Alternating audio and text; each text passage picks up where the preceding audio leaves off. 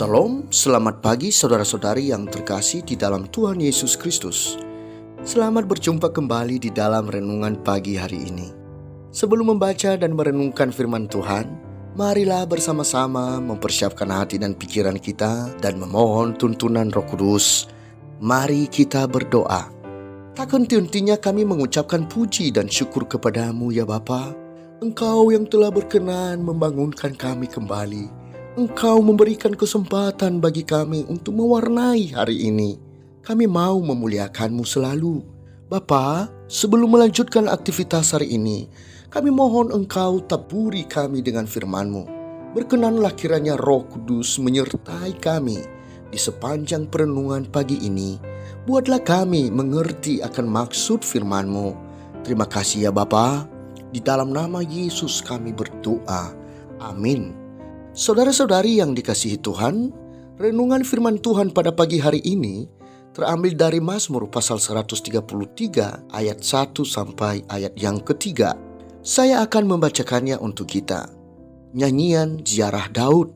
Sungguh alangkah baiknya dan indahnya apabila saudara-saudara diam bersama dengan rukun, seperti minyak yang baik di atas kepala meleleh ke janggut, yang meleleh ke janggut Harun dan ke leher jubahnya, seperti embun gunung Hermon yang turun ke atas gunung-gunung Sion, sebab kesanalah Tuhan memerintahkan berkat kehidupan untuk selama-lamanya.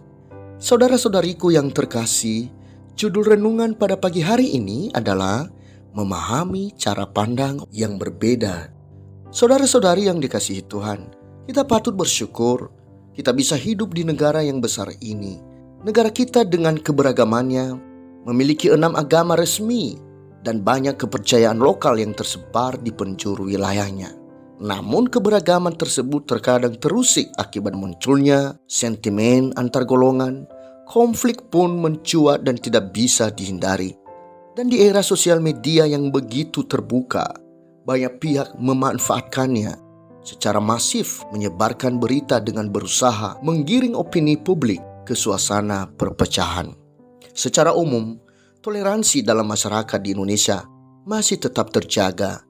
Setiap tahun di beberapa daerah, ada umat yang beragama lain yang siap membantu menjaga keamanan ibadah Natal dan Tahun Baru di beberapa gereja, sehingga jemaat bisa beribadah dengan tenang dan aman. Demikian juga sebaliknya. Ada tercatat ketika Hari Raya Idul Fitri tahun 2017 yang lalu bertepatan jatuh pada hari Minggu, Gereja Katedral di Jakarta memutuskan untuk mengubah jadwal misa sehingga umat yang merayakan bisa leluasa menggunakan halaman gereja untuk dipakai sebagai tempat parkir umat muslim yang sholat di Masjid Istiqlal. Saudara-saudari yang dikasihi Tuhan, saling toleransi dan menghargai mutlak diperlukan dalam kehidupan sosial masyarakat yang majemuk. Hal ini dapat dimulai dari memahami cara pandang orang lain yang berbeda dengan cara pandang kita. Ciri hidup seorang Kristen salah satunya adalah kasih kepada Allah dan kasih kepada manusia. Sayangnya, banyak fakta yang menunjukkan bahwa kita gagal mengasihi sesama, bahwa kita hidup dalam kebencian, kita tidak hidup di dalam kasih. Keadaan seperti ini bisa ada dikarenakan keegoisan, juga kegagalan untuk memahami cara pandang di antara sesama. Saudara-saudari yang dikasihi Tuhan, melalui nyanyian ziarah Daud, pemazmur mengatakan bahwa alangkah baiknya dan indahnya apabila saudara-saudara diam bersama dengan rukun. Rukun adalah hidup bersama di dalam kesatuan yang harmonis dan damai, tidak bertikai dan tidak bermusuhan. Hidup rukun akan sangat bermanfaat bagi kemajuan sebuah kesatuan. Karena di dalam kerukunan, setiap orang di dalamnya saling menghormati, saling menghargai, tolong-menolong, dan saling memperhatikan atau peduli di antara sesama. Umat percaya akan mengalami hidup yang menyenangkan sesuai kacamata Tuhan. Kita dapat melihat kehidupan jemaat mula-mula sebagaimana ditulis dalam kitab Kisah Para Rasul pasal 2 ayat 44 sampai ayat yang ke-47. Jemaat hidup bersatu. Mereka bertekun dan sehati berkumpul setiap hari di bait Allah, memuji Allah dan Tuhan bertambah memberkati mereka. Ada damai sejahtera dalam kehidupan mereka. Saudara-saudari yang dikasihi Tuhan, di dalam hidup yang rukun tentu saja harus ada kasih di dalamnya. Yesus mengajarkan kita untuk hidup saling mengasihi sesama, termasuk juga kepada musuh kita. Untuk menunjukkan kasih kepada orang yang memang mengasihi kita, tentu saja sangatlah mudah. Tetapi akan sangat sulit menunjukkan kasih kepada orang yang tidak suka kepada kita atau orang yang memusuhi kita. Juga akan sangat sulit bagi kita untuk mengasihi orang yang kita benci. Melalui firman-Nya di kitab Lukas pasal 6 ayat 27-36, sikap yang diajarkan Yesus untuk memperlakukan musuh adalah kita tetap harus berbuat baik kepada musuh kita, mendoakannya, dan bahkan meminta berkat untuk mereka. Kita tidak boleh membalas kejahatan yang mereka lakukan terhadap kita. Bahkan kita tidak boleh meminta kembali akan apa yang telah kita berikan kepada mereka. Tuntutan sikap yang sulit untuk dilakukan, tetapi bukanlah sesuatu yang mustahil. Dengan mendoakan musuh kita, perlahan akan mengikis kebencian yang ada dan perlahan menumpukan kasih di hati kita. Biarkan Roh Kudus bekerja di hati kita. Saudara-saudari yang dikasihi Tuhan, hidup rukun itu memang harus diperjuangkan. Perbedaan pandangan yang sering menimbulkan perselisihan tidaklah perlu terjadi jika ada kasih di hati kita untuk memahami cara pandang mereka yang berbeda dengan kita. Perselisihan hanya akan menimbulkan dosa, dan semua orang yang berdosa adalah seteru Allah. Bersyukurlah kita sebagai orang yang percaya, karena Yesus sudah mati di kayu salib untuk menebusnya. Saudara-saudari yang dikasihi Tuhan, andai saja kita sebagai umat Kristen bisa berbuat baik kepada orang-orang yang membenci kita. Andai saja kita mau belajar untuk memahami cara pandang orang lain, sehingga tidak perlu memaksakan orang lain harus sama dengan kita. Dan andai saja kita tidak bosan belajar untuk mengasihi orang yang kita benci sekalipun, maka walaupun tidak mutlak, akan ada banyak permusuhan menjadi sirna. Dan kita secara tidak langsung akan menyampaikan kasih Kristus yang sesungguhnya kepada orang-orang di sekitar kita.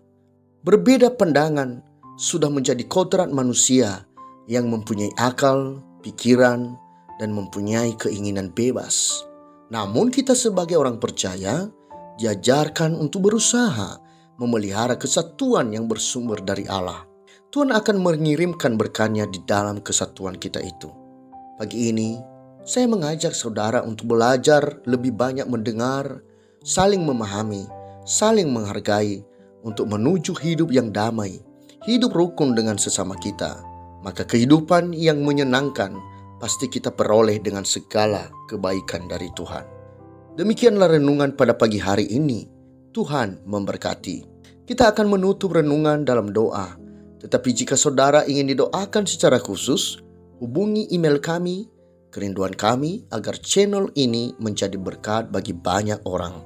Mari kita berdoa. Kembali kami datang kepadamu Bapa. Kami berterima kasih atas penyertaan-Mu yang telah membimbing kami untuk memahami firman yang baru saja kami baca.